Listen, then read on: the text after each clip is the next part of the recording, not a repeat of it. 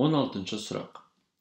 Екі қаладан бір-бірінен қарама-қарсы бағытта жылдамдықтары А км сағатына автобус және Б км сағатына болатын көлік шықты.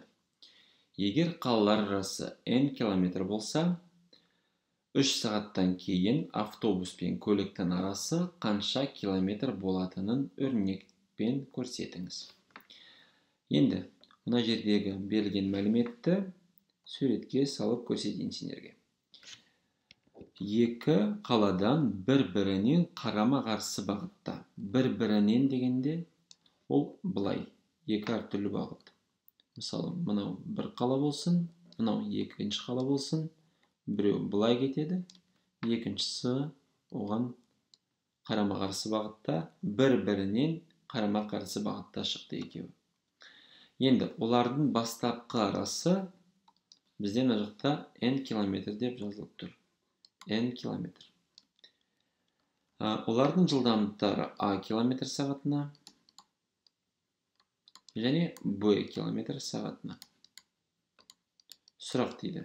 3 сағаттан кейін олардың арасы қандай болады? Мысалы, біріншісі біраз жол өтеді, екіншісі біраз жол өтеді.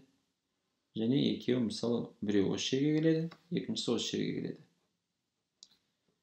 Енді осы нүктелерден қарасақ, олардың арасы қандай, оны табу керек, неше километр. Оны қалай табуға? Қараңыз, бастапқы ара қашықтығы белгілі, және олар жүруді бастағаннан кейін осы ара қашықтық үлкейеді. Сонда біріншіден мына жақта А-да N азайту дейді. Сонда ара қашықтық кемейді. Бірінші жауапта ол бізге келмейді, оны алып тастаймыз. С жауабы да келмейді, оны да алып тастаймыз. А көбейту Б ол жылдамдықтардың көбейтіндісі. Ондай бізде амал мүлдем жоқ, оны да алып тастасақ болады. Б варианты қалады, оны қарайық. А қосу Б. Неге? Өйткені екеуі қарама-қарсы бағыттарда шықты. А-ны қосамыз Б-ға, жылдамдықтарын қосамыз, және одан кейін 3-ке көбейтеміз, өйткені екеуі 3 сағат бойы жүрді.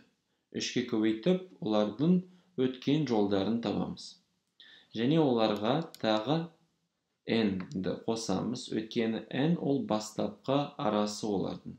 Сонда осы толық жол шығады. А қосу Б көбейту 3 қосу N, немесе N қосу А қосу Б жақшаның ішіне көбейту 3, ол бірдей. Бізде жауаптар, сонда Б жауабы бізде дұрыс.